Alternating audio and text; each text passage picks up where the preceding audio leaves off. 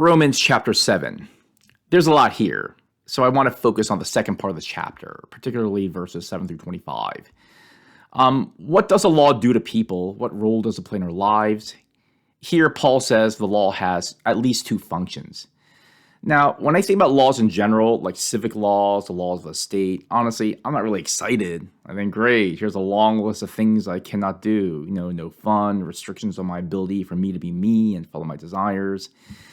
And if I violate the rules, I get caught, then I get punished. A couple weeks ago, for example, I was driving and I got pulled over. I was speeding. I got an expensive ticket, so that's annoying, but that's a law. On the other hand, laws are a good thing. In fact, laws are kind of fantastic. They keep our society in order. Ever see a post-apocalyptic movie, or one of those zombie movies when all society breaks down, no law and order? Laws are good.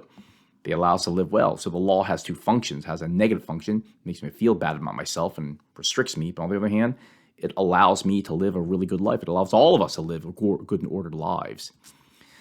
In a similar way, the law of God plays two roles in our lives. First, a negative. It shows us how bad we really, really are. Paul writes, quote, "I would not have known what sin was had it not been for the law," end quote.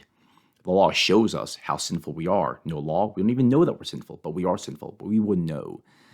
Let me give you a pretty simple and youthful example from my life. I mean, it's old and it's a time in my life when I was younger, but I think it makes the point, well, I think. When I was in 5th grade, my parents took me out of the school I was going to and put me in this private school. Now, up till then, before I went to that private school, I thought I was getting pretty good grades. I was near the top of my class. I thought I worked hard. But my parents, being Koreans, and me being their only son, thought, no, not good enough. So they enrolled me in this snooty private school. And my first year there, my grades plummeted. I mean, not like a little, a lot. I mean, they really, really went down a lot. And I got really depressed. I was demoralized.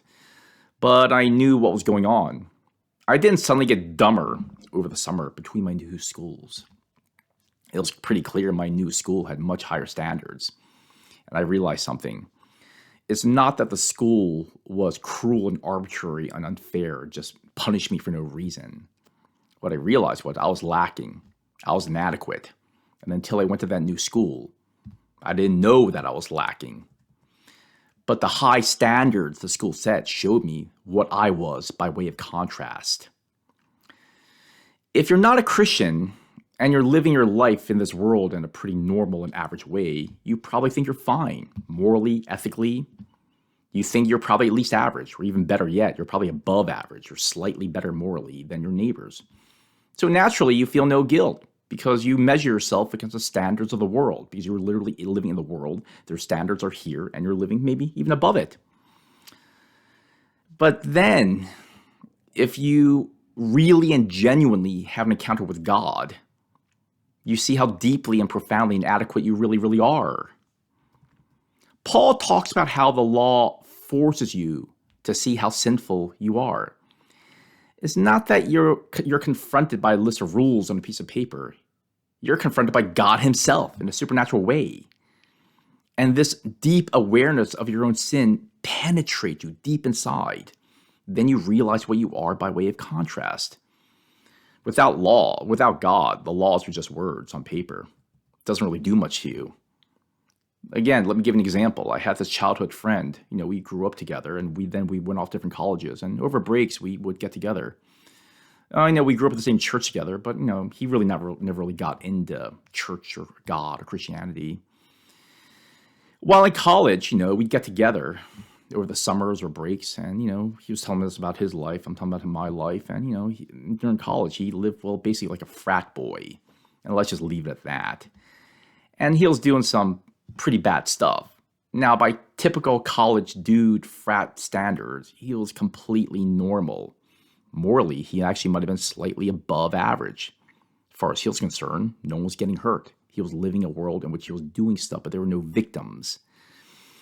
And everything he was doing was consensual.